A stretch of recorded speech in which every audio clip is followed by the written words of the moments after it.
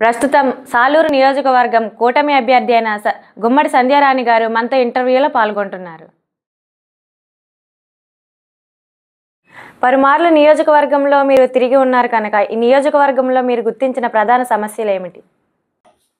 మా నియోజకవర్గం అంతా సమస్యలే, ఇంకా ప్రత్యేకంగా ఈ సమస్య ఆ సమస్య అని కాదు.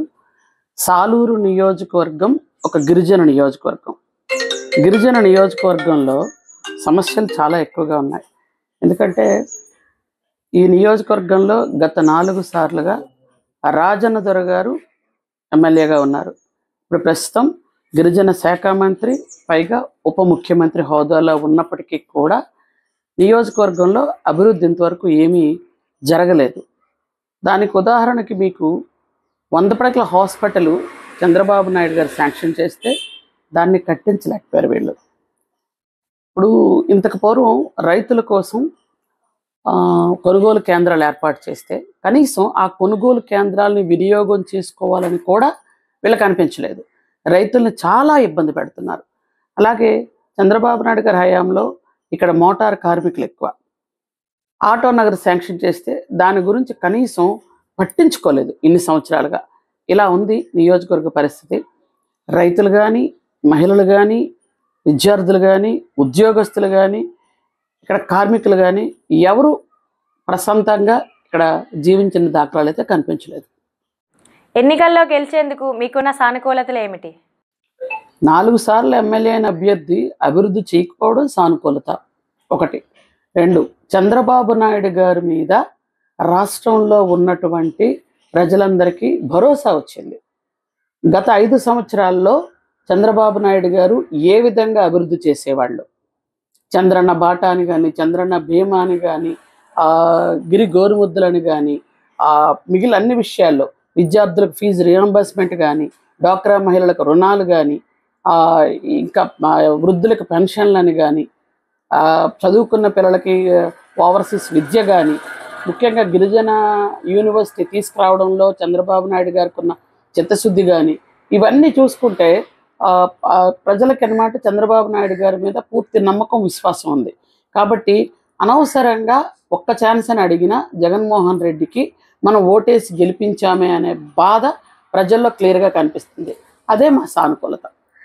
సూపర్ 6ను ప్రజల్లోకి ఏ విధంగా తీసుకెళ్లాలనుకుంటున్నారు? సూపర్ 6కి చంద్రబాబు నాయుడు గారు ఇంతవరకు ఈ సూపర్ 6 పథకాలు పెట్టిన తర్వాత అందరికి కూడా చంద్రబాబు నాయుడు గారు ఇంతకు పూర్వమే సంక్షేమం అంటే, అభివృద్ధి అంటే ఏంటో చంద్రబాబు నాయుడు గారు అని అందరికీ తెలుసు.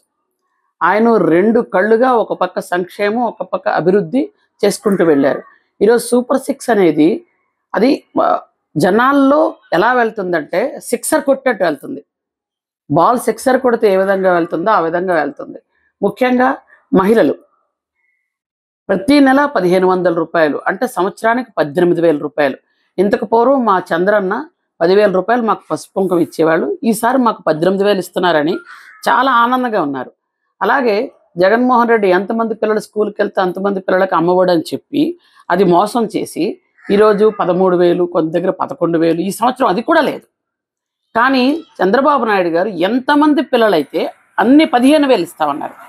దానికి మహిళల్లో ఎంతో ఆనందం వాళ్ళలో ఉంది. అలాగే రైతులు పండించుకునే పంటకు గిట్టుబాటు ధర లేకుండా చాలా ఇబ్బంది పడుతున్నారు. దానికే చంద్రబాబు నాయుడు గారు రైతులకు 20,000 రూపాయలు అన్నారు. అంటే వాళ్ళకి మదుపులకు కానీ, ఎరువులు విత్తనాలు కొనుక్కోవడానికి విషయాలన్నిటికీ ఉపయోగపడద్దని ఇస్తున్నప్పుడు ఆ రైతుల కళ్ళల్లో ఆనందం చూస్తే ఎంత మాకు సంతోషం అనిపిస్తుంది అంటే. అలాగే నిరుద్యోగ భృతి, నిరుద్యోగులకు ఈరోజు దాదాపు 2 లక్షలు దాటి వాలంటీర్లు ఇచ్చామంటున్నారు. వాలంటీర్లు కేవలం మా పార్టీ వాళ్ళకే ఇచ్చుకున్నామని ఆ పార్టీలో ఏటు విజయసాయిరెడ్డి చెప్పారు. అంటే వాళ్ళ కార్యకర్తలకే ఇది ఇచ్చుకుంటే కార్యకర్తలను ఈరోజు ఎలా చేస్తున్నారు? వాళ్ళని రాజీనామాలు చేయించుకొని వీళ్ళు వెనక్కి తిప్పుకోవటం, లేకపోతే రాజీనామాలు చేయించి వీళ్ళకి అనుగుణంగా పని చేయించుకోవడం, లేకపోతే వాళ్ళని తిప్పటం రాజీనామాలు చేయకుండా. ఇలా గవర్నమెంట్ డబ్బులు తీసుకుంటూ వాలంటీర్లు పని చేయించుకోవాలనుకుంటున్నారు. ముఖ్యంగా వాలంటీర్లకు 5,000 రూపాయలు జీతం, 2 లక్షల వాలంటీర్లు అంటే నెలకి 100 కోట్లు వాళ్ళకి పేమెంట్ చేస్తుంది గవర్నమెంట్ డబ్బులు. గవర్నమెంట్ డబ్బులు పేమెంట్ చేస్తూ వాళ్ళు ఎలాగ పార్టీ కార్యక్రమాలకు ఉపయోగించుకుంటారు? అలాగే యువతకు ఉద్యోగాలని చెప్పి ఇవి ఇచ్చి మటన్ కొట్టుల దగ్గర, చికెన్ కొట్టుల దగ్గర, ఫిష్ మార్కెట్ దగ్గర, మందు షాపుల దగ్గర యువతలు ఉంచుతున్నారు. కాబట్టి ఇలాంటి ఈ దరిద్రానికి చిక్కుపట్టడానికి కోసమే చంద్రబాబు నాయుడు గారు 20 లక్షల ఉద్యోగాలు యువతకని చెప్పి ప్రతి సంవత్సరం చంద్రబాబు నాయుడు గారు ఉండేటప్పుడు 13 సార్లు డిఎస్సి తీశారు. 5 సంవత్సరాలు ఎన్నిసార్లు తీశాడు ఈయన? ఒక్కసారి కూడా తీయలేదు. మెగా డిఎస్సి అని చెప్పి దగా చేస్తున్నాడు వాళ్ళందరినీ. కాబట్టి ఖచ్చితంగా చంద్రబాబు నాయుడు గారు మొదటి సంతకం మెగా డిఎస్సి మీద పెడతారు. అలాగే చదువుకున్న యువత ఎవరున్నారో వాళ్ళందరికీ కూడా నిరుద్యోగ భృతి 3,000 రూపాయలు ఖచ్చితంగా ఇస్తారు. అంటే సంవత్సరానికి 36,000 రూపాయల యువతకి ఇస్తే వాళ్ళకి అప్లికేషన్ ఫీజులని, వాళ్ళ కోచింగ్లకని ఉపయోగపడతాయని యువతకు ఆ విధంగా ప్రోత్సహించుకుంటూ వెళ్తున్నాము. అలాగే గ్యాస్ సిలిండర్ రేట్ ఇంతకు పూర్వం ఇప్పుడు చూసుకోండి, అప్పుడు 550 రూపాయలు గ్యాస్ సిలిండర్ అయితే వాళ్ళకి మళ్ళీ మహిళలకు సబ్సిడీ కూడా పడేది 150 రూపాయలు. కానీ ఈరోజు చూసుకున్నట్టయితే 1100, 1200 గ్యాస్ సిలిండర్ ఇస్తున్నారు. అది కూడా ఎంత దారుణంగా ఉంది అని అంటే ఇంత రేట్లతో కొనుక్కోలేని పరిస్థితులు ఉన్నారు. అందుకని ప్రతి ఇంటికి 3 గ్యాస్ సిలిండర్లు. అలాగే మహిళలకు బస్ ప్రయాణం ఫ్రీ.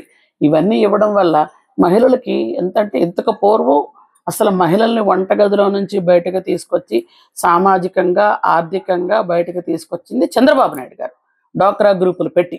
కాబట్టి ఈరోజు మళ్ళీ మహిళలందరినీ కూడా, మా ఆడపడుచుల్ని మళ్ళీ వాళ్ళందరికీ కూడా ఆర్థికంగా వాళ్ళు ఎదగాలని ఈరోజు ఈ సూపర్ 6 పథకాలు ఏర్పాటు చేశారు. మహిళలు కూడా వాటిని మంచి మనసుతో స్వాగతిస్తున్నారు, మాకు బ్రహ్మరథం పడుతున్నారు. కొన్ని వర్గాల ప్రజలలో మీ పట్ల వ్యతిరేకత ఉందని జరుగుతున్న ప్రచారం వాస్తవమేనా? భగవంతుడికి కూడా కొంతమంది మొక్కితే మొక్కుతారు, లేకపోతే కొంతమంది మొక్కరు. ఒక భగవంతుడు ఒకరికి ఇష్టం ఉండాలి అని రూల్ ఏం లేదు. మీకు జీసస్ ఇష్టం అయితే నాకు శివుడు ఇష్టం ఉండొచ్చు, ఆయనకేమో అల్లా ఇష్టం ఉండొచ్చు. కాబట్టి ఒక మనిషి 100 మందికి నచ్చాలని రూల్ లేదు. మనం చేసిన పని, మన క్రమశిక్షణ, మన నిబద్ధతో మనం చేసుకొని వెళ్ళిపోతే అవి మ్యాక్సిమం పర్సంటేజ్కి అవి వెళితే చాలని నా ఉద్దేశం. 100% మందిని కూడా మనం ఆకట్టుకోవాలి అనుకుంటాం. ఆకట్టుకోలేకపోవడం అది పార్టీ పరంగా, నా పరంగా ఒకవేళ మైనస్ ఉంటే నేను సెటరేట్ చేసుకుంటాను. కానీ కావాలి అని కొంతమంది ఎవరైనా దూరంగా ఉన్నా, వేరే పార్టీ వాళ్ళైతే ఖచ్చితంగా దూరంగా ఉంటారు. కానీ మా పార్టీ వాళ్ళు ఎప్పుడు కూడా మాకెప్పుడు కూడా వెన్నుదన్నుగా ఉంటూ నన్ను సొంత ఆడపడుచుగా ఎప్పుడు చూసుకుంటారు. అలాగే ప్రజలు ముఖ్యంగా ఎలా అంటే గత చాలా సంవత్సరాలుగా మా ఆడపడుచు మా కోసం కష్టపడుతుంది. ఈసారి ఆమెకు ఖచ్చితంగా ఒక అవకాశం ఇవ్వాలి అని ఒక మంచి మనసుతో నన్ను స్వాగతిస్తున్నారు. కాబట్టి నేనైతే నాకు దూరంగా ఉన్నారు ఎవరైనా నేను అనుకోవడం లేదు. మీరు అధికారంలో ఉన్నప్పుడు చేసిన అభివృద్ధి ఏంటి? నియోజకవర్గంలో అసలు ఇప్పుడు ప్రజెంట్ అభివృద్ధి లేదు. అభివృద్ధి చెయ్యాలి అనుకున్నప్పుడు మీకు చంద్రబాబు నాయుడు గారి పరిపాలనలోనే అభివృద్ధి జరుగుతుంది. 5 సంవత్సరాలు అసలు అభివృద్ధి లేదు. మేము ఉండేటప్పుడే ఈ ఎంఆర్ఓ ఆఫీస్ కట్టాం, మేము ఉండేటప్పుడే 100 పడకల హాస్పిటల్ తెచ్చాం, మేము ఉండేటప్పుడే పెద్ద పెద్ద రోడ్లు వచ్చాయి, నేషనల్ హైవేలు వచ్చాయి, అక్కడ బైపాస్ రోడ్డు వచ్చింది. మేము ఉండేటప్పుడే అన్ని కార్యక్రమాలు జరిగాయి. చాలా రోడ్లకి, చాలా గ్రామాలకి కనెక్టివిటీ రోడ్లు కానీ, కొన్ని చాలా తక్కువ శాతంలో ఫారెస్ట్ డిపార్ట్మెంట్ క్లియరెన్స్ లేకుండా ఆగిపోయాయి. కానీ మిగిలినవన్నీ చక్కగా ఉన్నాయి. కాబట్టి అవన్నీ జరిగాయి. ఈ 5 సంవత్సరాల్లో ఏ పని జరగలేదు. ఎందుకంటే నాకు తెలిసి వాళ్ళకు విధులు లేవు, నిధులు లేవు. ఎందుకంటే సర్పంచులు, ఎంపీటీసీలు పాపం ఇంత కష్టపడి గెలిచిన తర్వాత ఏ సర్పంచ్కైనా, సర్పంచ్ అంటే స్వయంగా చెక్ పవర్ ఉన్నటువంటి ఒక ప్రజాప్రతినిధి. అలాంటి ప్రజాప్రతినిధి హక్కుల్ని ఈ ప్రభుత్వం హరించింది పూర్తిగా. ఈరోజు సర్పంచులు, ఎంపీటీసీలు ఒక భిక్షాటన చేసుకుంటున్నారు ఒక బొచ్చు పట్టుకొని. అలాంటి పరిస్థితి వాళ్ళకి తీసుకొచ్చారు అంటే వీళ్ళు ఏం అభివృద్ధి చేశారు? కనీసం గ్రామాల్లో ఒక శుభ్రతకి, కనీసం శానిటేషన్ కూడా డబ్బులు ఇవ్వాలని ఒక పరిస్థితిలో ఉన్నారు. ఏమైనా చెయ్యాలి అంటే ఎక్కడ ఆఫీసులు ఉన్నా అమ్మేద్దాం, ఏ ప్రభుత్వ ఆస్తులైనా తగలబెట్టేద్దాం, ఎక్కడ ఏం చేద్దాం, ఎప్పుడు విధ్వంసం, అమ్మేయడం, అది చేయటం, ఇవి తప్ప అభివృద్ధి, సంక్షేమం అనేది జగన్మోహన్ రెడ్డికి తెలియదు. మీరు గెలిస్తే నియోజకవర్గాన్ని అభివృద్ధి చేయడానికి మీ దగ్గర ఉన్న ప్రణాళిక ఏమిటి? ఎన్నికల్లో ఖచ్చితంగా గెలుపు తెలుగుదేశం పార్టీ కూటమిదే, దానిలో ఎటువంటి సందేహం లేదు. చంద్రబాబు నాయుడు గారే ముఖ్యమంత్రి, దానిలో ఎటువంటి సందేహం లేదు. చంద్రబాబు నాయుడు గారు వచ్చిన తర్వాత మేము కామ్గున్నా ఆయన కామ్గున్నెవరు. ఎందుకంటే ఆయన పడుకోరు ఇంకొకరిని పడుకోనివ్వరు అనేది ఒక నానుడు ఉంది, అందరూ అనుకుంటారు. ఎందుకంటే ఆయన ఎప్పుడు పని పని పని. కాబట్టి ఇక్కడ జగన్మోహన్ రెడ్డికి ఎప్పుడు అవినీతి అవినీతి అవినీతి. ఎప్పుడేంటంటే నీతిగా పరిపాలన చేయాలి అనేది చంద్రబాబు నాయుడు గారి అజెండా. అందుకనే ఆయన మీద ఎవరో ఏదో రాయేయటాలు, కేసులు వేయటాలు ఇవన్నీ బయట నుంచి జరుగుతాయి, కానీ ఎప్పుడు ఏ కోర్టులో నిరూపణ కాలేదు. మొన్న కూడా కావాలి అని కక్ష కట్టి 53 రోజులు జైల్లో పెడితే ప్రజల్లో వచ్చినటువంటి వ్యతిరేకత వాళ్ళు తట్టుకోలేకపోయారు. ఆయన A1 ముద్దాయిగా 16 నెలలు జైల్లో ఉండి అన్ని అవినీతి పనులు చేసి ఎన్నో అవినీతి ఆరోపణలు ఎదుర్కొని ఉన్నటువంటి ఒక రాజకీయ నాయకుడు అనడానికి లేదు అసలు, ఒక ముద్దాయి. అట్లాంటి ఆయనకి మా తల్లి వచ్చింది, తండ్రి చనిపోయాడు, మా చిన్నాన్న ఎవరో చంపేశారు, నన్ను కోడికత్తి గీరేశాడు, ఇలాంటివి సానుభూతి మాటలు చెప్పుకుంటూ ఓట్లు వేసుకున్నారు. ఈరోజు ఎక్కడి నుంచి వచ్చిందో గులకరాయి ఎవరికీ తెలియదు. గులకరాయి మీద పడిందంట, దెబ్బ తగిలిందంట, వారం రోజులు హాస్పిటల్. అది ఫస్ట్ రోజు చిన్న బ్యాండేజ్ చేస్తున్నారు, రెండో రోజు పెద్ద బ్యాండేజ్ చేస్తున్నారు. అదేంటో వెరైటీగా నాకు కూడా అర్థం కావడం లేదు. అలాంటి పరిస్థితుల్లో అంటే ఈయన డ్రామాలు యాక్టింగ్లు ప్రజలకు అర్థమైపోయాయి. అసలు ముఖ్యంగా సొంత చెల్లెళ్ళే, మా ఇంట్లో వాళ్ళే మా నాన్నను చంపేశారు అని డైరెక్ట్గా సునీత గారు అంటున్నారు. షర్మిల డైరెక్ట్గా మా అన్నే ఇదన్నిటికీ ప్రధాన కారణం, మా వదినే ప్రధాన కారణం వాళ్ళు చెప్తున్నారు. ఇంకంతకన్నా ప్రజలకు కావాల్సింది ఏముంది చెప్పండి? సొంత చెల్లెళ్ళే మా అన్నయ్యే ముద్దాయి, మా అన్నయ్య అలాగే ఇప్పుడు ఎంపీగా నిలబడినటువంటి ఆయన ఇద్దరు ముద్దాయిలని క్లియర్గా చెప్తున్నారు. ప్రజలందరూ కూడా విశ్వసించారు ఖచ్చితంగా. ఎందుకంటే వాళ్ళకి ఎలక్షన్లో గెలవాలి అంటే ఎటువంటి దారుణాలు చేయడానికైనా జగన్మోహన్ రెడ్డి రెడీగా ఉంటాడు. అందుకని వాళ్ళ చిన్నాన్న లాస్ట్ టైం పాపం చంపేసి గొడ్డలపోటుని గుండుపోటుగా మార్చారు. అది తెలుసుకొని ఎలక్షన్ ముందు ఉంది కాబట్టి భయపడి వాళ్ళ అమ్మ విదేశాలకు వెళ్ళిపోయింది. ఈవిడికి ఎక్కడ మళ్ళీ గుండుపోటు వస్తుందో గొడ్డలపోటు వస్తుందో అని. కాబట్టి ఆవిడ ఎక్కడ కనిపించలేదు.